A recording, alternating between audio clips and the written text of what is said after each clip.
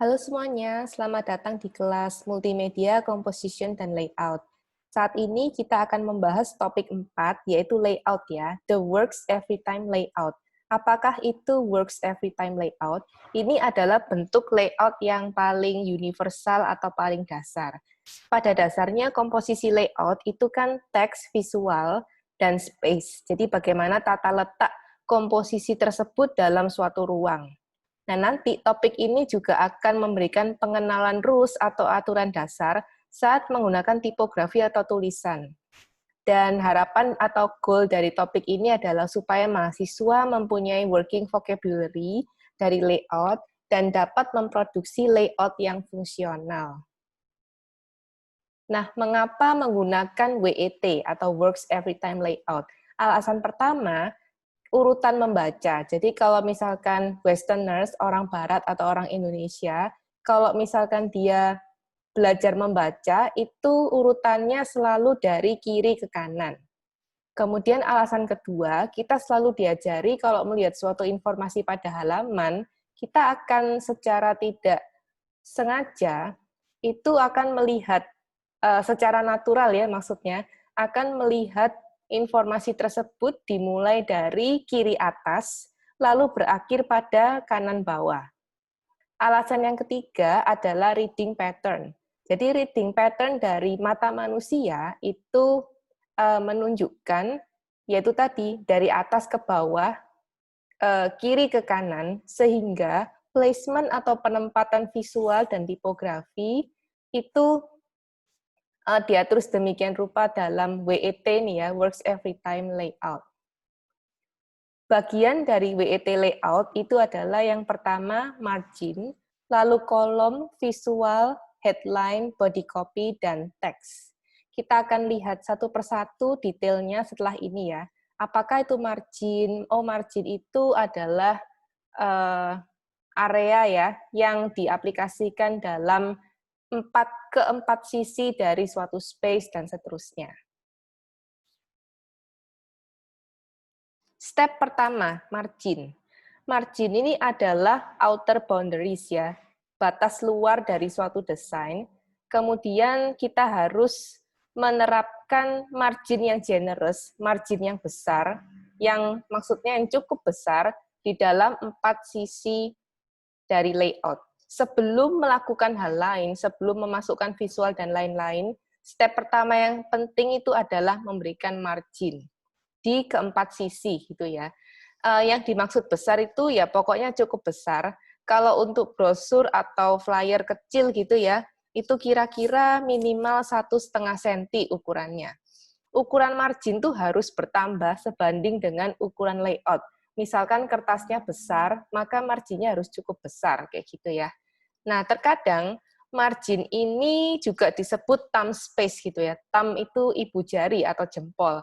Karena saat seseorang memegang hard copy atau memegang kertas, dia akan memegang pinggirannya ya. Jadi nanti jempolnya ini saat memegang kertas itu tidak akan menutupi konten informasi pada kertas. Jadi margin itu seperti itu. Untuk thumb space, ketika memegang hard copy, margin itu akan cukup ya supaya jari atau jempol manusia ketika memegang kertas tersebut dia tidak akan menutupi konten. Seperti itu. Margin juga disebut sebagai bingkai ya atau frame. Jadi bayangkan dia ini adalah frame. Jadi kalau kalian lihat di slide, ini adalah margin ya, area ini. Jadi dia seperti frame di 4 sisi dari space ya, space atau layout. Kemudian step kedua adalah kolom. Apakah kolom itu? Dari sisi margin, kita akan membagi layout menjadi 2 kolom vertikal gitu ya. Nah, kolom ini tidak hanya membantu desainer atau layouter menyusun item dengan rapi, tetapi kolom ini juga membuat teks itu lebih mengundang untuk dibaca. Karena secara natural ya, orang itu malas membaca, apalagi malas membaca, apalagi kalau lihat teks yang kalau ditarik garis horizontal itu sangat panjang, itu kayak males gitu ya baca. Tapi kalau kolom ini, dia kan mengurangi lebar baris secara horizontal, tidak dikurangi sih, hanya dibagi dua. Tetapi secara visual kan dia terlihat lebih pendek. Jadi dia seolah-olah berkata, ayo baca aku, ini nggak akan lama kok, ini cuma sebentar. Jadi itulah fungsi kolom gitu ya, supaya memberitahu kepada pembaca kalau ini tidak akan lama untuk dibaca, kayak gitu. Jika layout yang dibuat adalah iklan atau flyer yang kecil gitu ya, jumlah kolom 2 cukup ya. Tapi kalau misalkan besar seperti koran, kalau kalian lihat koran itu jumlah kolomnya akan lebih dari 2 karena dia lebar gitu ya. Maka lebar kolom tersebut juga akan dibagi kayak gitu. Kemudian kalau kalian lihat ini disebut alley ya. Ini adalah ruang negatif yang memisahkan kolom. Kenapa kok butuh alley? Karena kalau tidak ada alley ini, ya dia akan kebaca sebagai satu baris gitu ya. Jadi pastikan alley ini cukup lebar untuk memisahkan kolom, tetapi tetap membuatnya kohesif. Maksudnya tetap berpadu, tetap kompak sebagai satu kesatuan paragraf. Step berikutnya adalah visual. Nah, visual ini harus diposisikan di atas halaman ya, atau sebagai elemen utama. Bisa di atas, bisa di kiri gitu ya. Yang penting dia ini yang utama. Kenapa? Karena fungsi dari visual ini adalah menangkap perhatian. Kalau memungkinkan, berikan caption-nya juga atau cutline ya. Jadi keterangan gambar itu disebut juga caption atau cutline di bawah tulisan. Visual ini adalah alat untuk menarik perhatian audiens kayak gitu. Visual ini menjadi seperti apa ya, kayak entry point gitu ya, atau pintu masuk pandangan ke dalam layout. Dia merupakan starting point of view yang membawa audiens melihat informasi. Jadi jadikan visual ini sebagai welcome sign untuk layout. Buatlah visual itu sebagai daya tarik gitu ya. Sekali audiens melihat visual, lalu dia tertarik, nah itu bisa mengundang dia untuk membaca informasi pada layout ini lebih lanjut. Step berikutnya adalah letakkan headline. Headline ini apa ya? Setelah visual urutannya. Jadi setelah visual, headline atau title atau judul itu harus memiliki pengaruh paling besar pada layout. Jadi seringkali orang hanya akan melihat gambar dan headline. Jadi buatlah headline Anda itu berarti atau meaningful. Berikan bobot visual ya atau visual weight. Misalkan ya, kalian kalau lihat ini headline-nya misalkan tulisan September New Collection. Buatlah dia berbobot, buatlah dia paling besar, buatlah dia memiliki font weight yang lebih, jadi lebih di bold gitu ya. Atau misalkan kalian berikan variasi atau gunakan display font yang script seperti ini. Nah, ini bisa membuat dia sebagai focal point gitu ya. Jadi headline itu harus lebih besar, lebih weight secara bobot visual, secara berat ya. Kemudian dia juga berbeda kayak gitu, sesuai dengan temanya gitu ya. Batasi jenis font yang digunakan. Jadi jangan sampai font yang digunakan tuh terlalu banyak variasinya. Kalau misalkan mau membuat dia berbeda, yaitu tadi tinggal dibuat tebal, dibuat size-nya lebih besar gitu ya. Kemudian untuk headline harus dipilih font yang secara simbolis sesuai dengan konsep desain.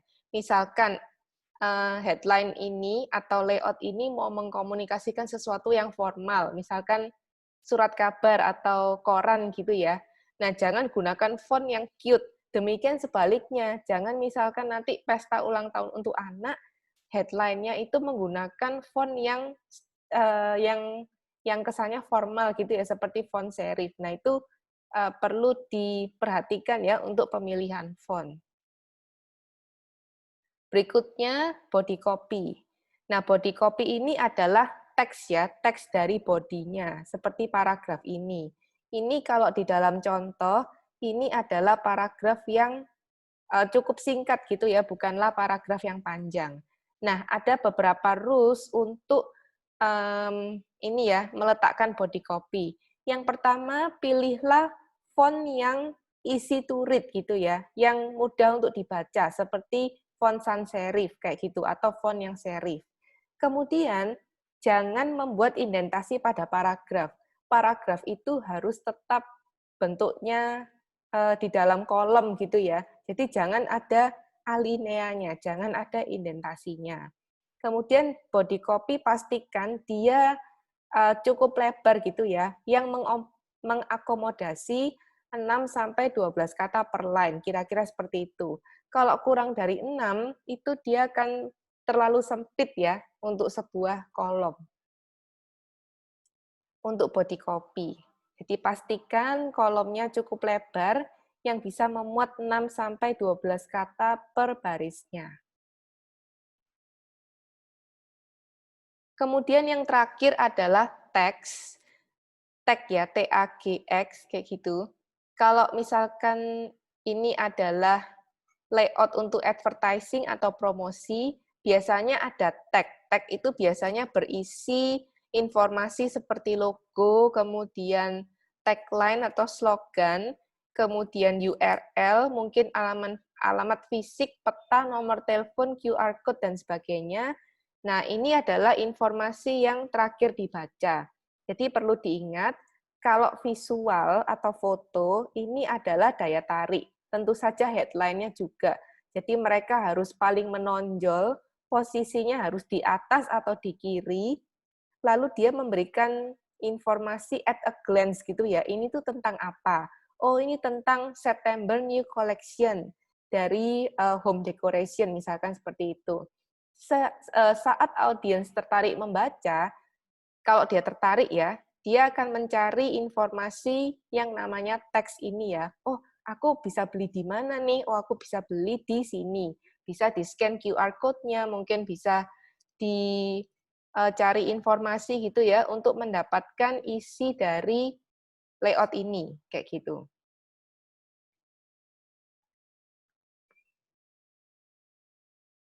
Works every time layout ya. Jadi jangan hanya karena layout ini disebut works every time, jangan memakai atau jangan menggunakannya setiap saat.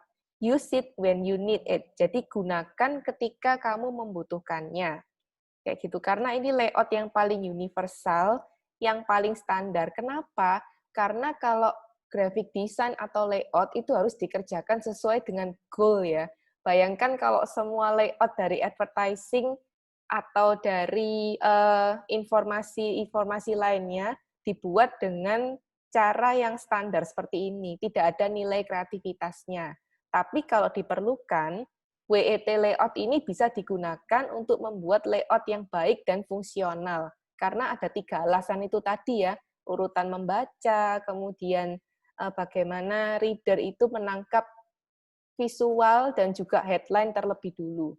Nah, breaking some of these rules, breaking rules ya, melanggar aturan itu diperbolehkan. Boleh ya, karena desainer itu kan harus kreatif, tapi harus dengan good reason, harus dengan alasan yang baik, yang tepat, kayak gitu.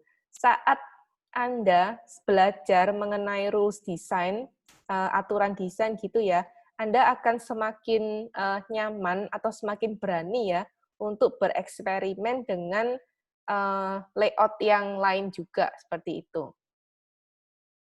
Oke, sekian untuk